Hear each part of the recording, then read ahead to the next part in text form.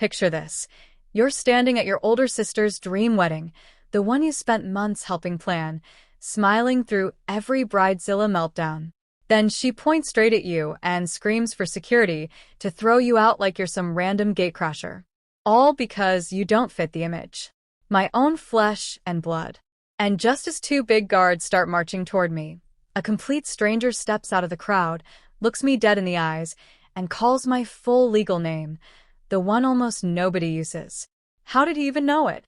And why did saying it feel like a warning? Hey everyone, I'm Emma Thompson. I'm 28, a graphic designer living a pretty quiet life in a one-bedroom apartment. Most people would describe me as reliable, low-key, the kind of person who shows up and gets things done without needing the spotlight. My older sister Lydia is 31. She's always been the golden child. Beautiful, ambitious, the one our parents bragged about. She was marrying Marcus Hale, 34, a sharp, wealthy entrepreneur whose family moves in serious circles. Their wedding was supposed to be the event of the year. Elegant venue, influencer guests, everything perfectly curated. Before we continue with this video, please like, subscribe, and turn on the notification bell for updates. I had poured my heart into helping. For 6 months, I ran errands, coordinated vendors, lent money when deposits got tight, and stayed up late calming Lydia down whenever she panicked about flowers or seating charts. I wasn't even in the bridal party, but I didn't mind. I just wanted my sister to have her perfect day. That morning, everything seemed fine on the surface. I arrived early in the soft sage green dress Lydia had personally approved weeks earlier. I helped with last-minute place cards and even fixed a broken heel on one of the bridesmaids' shoes. But I started noticing little things. The way Lydia's eyes would flick over me and then look away quickly. The hushed comments about keeping the aesthetic clean and making sure certain photos only featured the right people. I brushed it off as wedding nerves. Families get tense on big days, right? But deep down, something felt wrong. This wasn't just stress. There was a coldness in her voice I hadn't heard since we were kids fighting over toys. You see, growing up, I was always the plain, dependable sister. Lydia was the star. Our parents, Robert and Diane Thompson, both in their mid-60s, made that clear without ever saying it outright. They praised her achievements loudly and treated mine like nice little bonuses. I learned early to stay in the background and support her shine. So when Lydia suddenly pulled me aside just before the reception and said, "Emma, maybe it's better if you stay low-key today," I swallowed the hurt and nodded. I still believed we were family. I still believed today was about love, not appearances. But I was wrong. The ceremony was beautiful. Lydia looked radiant walking down the aisle. Marcus seemed proud. Everyone clapped and cheered. Then the reception started, music swelling, glasses clinking. That's when Lydia marched straight toward me through the crowd, her perfect smile gone, replaced by something sharp and desperate. Guests turned to watch. She stopped a few feet away, voice loud enough for everyone nearby to hear. "You need to leave. Now." Security. 2 guards started moving in my direction. My stomach dropped. I stood frozen, face burning with humiliation as 200 people stared. I tried to speak, but the words caught in my throat. And that's when the stranger stepped forward. He was in his mid-40s, sharply dressed, calm, but intense. He didn't shout. He simply said my name clearly, loud enough for people around us to hear. Emma Grace Thompson, don't leave yet. My full name, the middle name that only appears on official documents. The one hardly anyone outside my immediate family had ever used. How did this man know it? And why was he looking at me like he was about to blow up my entire world? Let me pull you back a few months so you can feel exactly how deep this betrayal cut.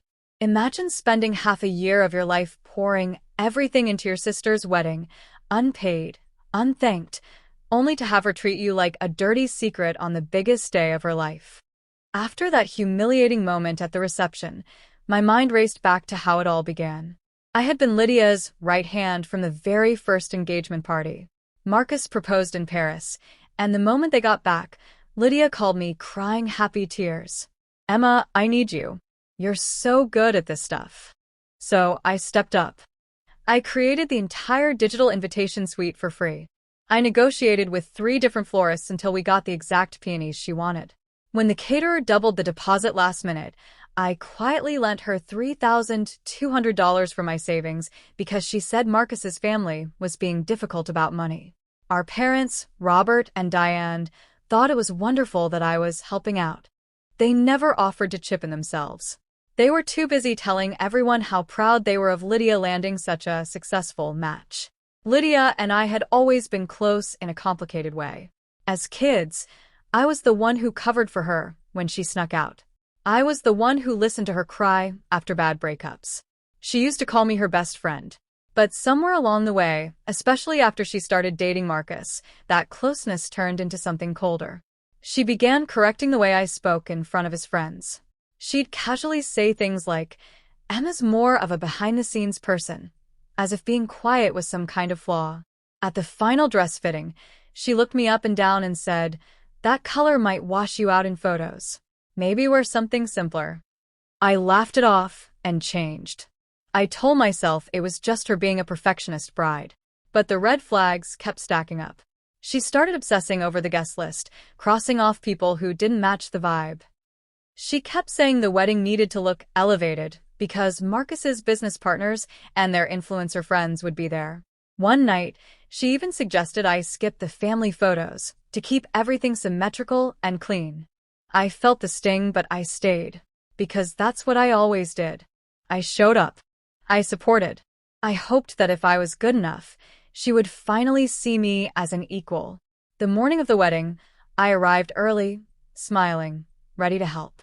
I fixed centerpieces, calmed a crying flower girl, and even helped Lydia with her veil when her hands were shaking. She hugged me quickly and whispered, "Just stay in the background today, okay?" I nodded. Again. During the ceremony, I sat in the 3rd row, clapping when everyone else did. But the moment the reception started and the music kicked in, Lydia's expression changed. She scanned the room like she was looking for something or someone to remove. Then she locked eyes on me. She stormed over, cheeks flushed, voice sharp enough to cut through the laughter. "Emma, you need to go. You're ruining the aesthetic." Security.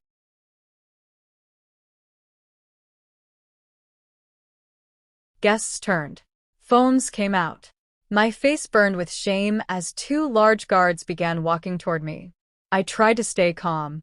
"Lydia, what are you doing?" "I helped pay for this." She didn't even blink. "This isn't about you. Just leave." My heart was pounding. Years of being the supportive sister, the invisible one, the reliable backup, it all crashed down in that single moment. I started backing away toward the exit, refusing to make a bigger scene. That's when the stranger stepped directly into my path. Mid-40s. Expensive suit. Calm, steady eyes that didn't belong at a stranger's wedding. He looked straight at me and said, loud enough for the nearest guests to hear, "Emma Grace Thompson, don't leave yet. We need to talk. Right now." My middle name. The one that only exists on my birth certificate. The one my parents barely used after I turned 10. How did a complete stranger know my full legal name? And why did the way he said it make the entire room feel 10 degrees colder? Imagine the entire reception going dead silent while a total stranger calls your full legal name like he's reading it off a police report. 200 guests staring. My sister's face turning white with panic. And me, frozen, wondering if I was about to be arrested for something I didn't even know I'd done. The words Emma Grace Thompson hung in the air like smoke. The stranger didn't raise his voice. He didn't need to. His tone was calm, professional, the kind that makes you trust him even while your heart is hammering. Lydia's head snapped toward him so fast I thought she'd break her neck. "Excuse me? Who the hell are you?" "This is a private event. Get away from her." The 2 security guards stopped mid-step, confused. Guests were filming now, phones up, whispers spreading like wildfire. I could feel my cheeks burning hotter than ever. The man didn't even glance at Lydia. His eyes stayed locked on mine. "I'm not here to cause a scene," he said quietly, just loud enough for me to hear. "But you need to hear what I have to say before you walk out that door. 2 minutes. That's all I'm asking." I didn't know whether to run or stay. Part of me wanted to bolt. The humiliation was already too much. But another part, the part that had been swallowing hurt for years, needed answers. Why did this man know my middle name? How did he even get in here? Lydia pushed through the crowd, veil slightly crooked, voice cracking with fury. Emma, don't you dare listen to him. He's probably some crazy person. Security, get him out too. Marcus stood 10 feet away, arms crossed, looking equal parts annoyed and uncomfortable. He didn't step in to defend his new wife. Our parents were on the far side of the room, pretending they couldn't see what was happening. Classic. The stranger, still unnamed, leaned in a fraction closer. Your sister has been trying to erase you from this day for a reason. It's not about your dress. It's not about that aesthetic. It's bigger than that. And if you leave right now, you'll never know why she's been so terrified of you being here. My stomach twisted. Terrified? Lydia? The golden child, who always got everything she wanted? The one who had spent months micromanaging every detail so her life would look flawless? I glanced at her. For the first time all day, I saw real fear behind the anger. The stranger gently touched my elbow, guiding me toward a quiet side hallway away from the main crowd. Please. Before she makes this worse. Lydia followed, heels clicking angrily. Emma, if you walk away with him, you're dead to me. Do you understand? Dead to this family. Her words should have shattered me. Instead, they lit something cold and clear inside my chest. We stepped into the dimly lit hallway. The music from the reception sounded muffled now, like it was happening to someone else. The stranger turned to me, voice low and urgent. I was hired to look into the Thompson family. And what I found, it explains every single red flag you noticed these past 6 months. He reached into his jacket pocket and pulled out a thin envelope. My hands started shaking, because right then I realized this wasn't random. This stranger wasn't here by accident. And whatever was inside that envelope was about to rip my entire family apart. The hallway felt 10 degrees colder the second that thin envelope came out of his pocket. 200 people were still partying just 20 feet away, completely unaware that my entire life was about to crack open like a dropped wine glass. The stranger, still calm, still in control, kept his voice low so only I could hear. My name is David Harlan. I'm a private investigator. Marcus's family hired me 3 months ago to run final background checks on every close relative before the wedding money and prenup fully transferred. Standard procedure for people with their kind of wealth. Lydia had followed us into the hallway, heels stabbing the marble floor. Her face was pale under the perfect makeup. Emma, don't listen to a word. He's lying. He's trying to ruin my day. David didn't even look at her. He opened the envelope just enough for me to see the corner of a document, official looking, with my name typed across the top. I wasn't supposed to approach you like this. But when I saw security moving in, I couldn't stay silent. Your sister has been trying to get you removed from this wedding for weeks. Not because of your dress. Not because of some aesthetic. She found out something months ago, and she's been terrified it would come out in front of Marcus's circle. My pulse hammered in my ears. What are you talking about? He pulled out a single sheet and held it where only I could see. It was a copy of an old birth certificate. My birth certificate. The one that listed my mother's name and a father I had never known. Lydia lunged forward. Give that to me right now. David stepped slightly between us, professional but firm. Lydia already knew. She confronted your mother 6 weeks ago. That's why she's been obsessing over guest lists, over photos, over keeping you in the background. She wasn't protecting the wedding. She was protecting a lie she's been living her whole life. I felt the floor tilt. All those red flags, the cold glances, the stay low-key comments, the way she'd crossed people off the list who might remember old family stories, they suddenly lined up like dominoes. David's voice dropped even lower. The truth is bigger than you think, Emma. And it's the reason she tried to throw you out in front of everyone.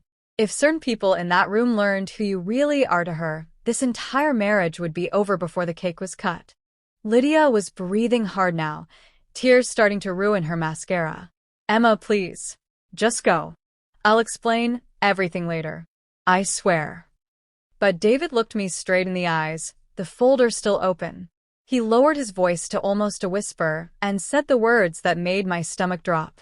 Your sister tried to erase you today because if the truth came out right here, right now, her perfect life would collapse in real time. And I have every document to prove it. The music from the reception swelled behind us like nothing was wrong. But everything was wrong. And in the next 2 minutes, I was about to find out exactly how wrong it had always been. The envelope in David Harlan's hand wasn't just paper. It was the end of every lie my family had told for 28 years.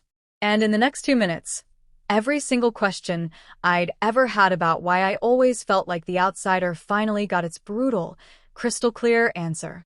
David spoke fast but gentle, laying it all out so there was zero confusion.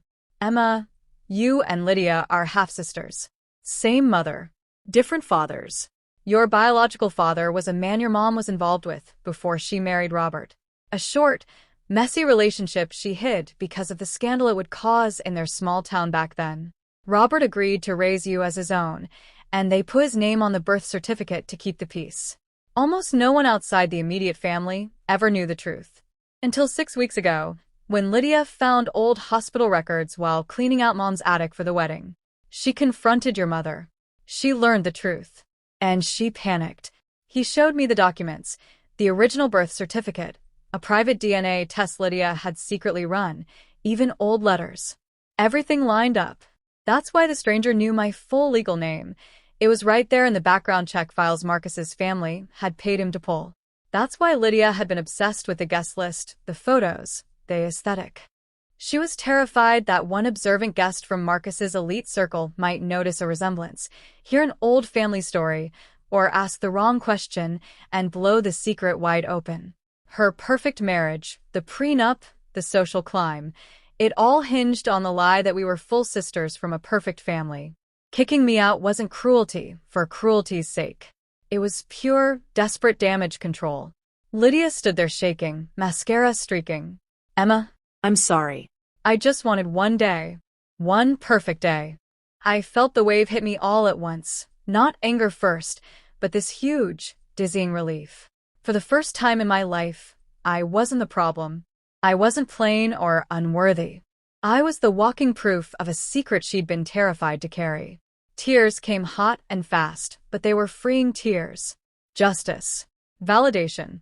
The kind that lets you finally breathe. David walked me back into the reception just long enough for the quiet fallout.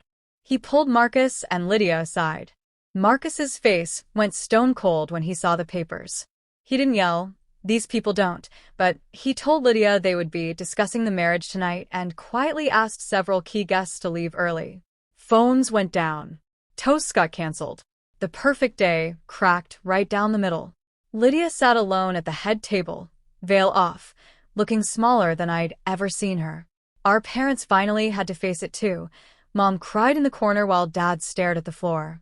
Socially, the damage was done. Whispers spread through Marcus's circle before the night even ended. Personally, the family I thought I knew was gone forever. I didn't stay for cake. I walked out with my head high, David escorting me to my car like a quiet bodyguard. 3 weeks later, Mom sent a long, awkward apology text. Lydia tried calling twice. I let it go to voicemail. I changed my number eventually. Not out of hate, but out of finally choosing myself. My life looks different now. I reconnected with a cousin on my biological father's side who had been erased from the story. I set boundaries with the rest of the family for the first time. And the quiet graphic designer who used to shrink in every room, she's gone.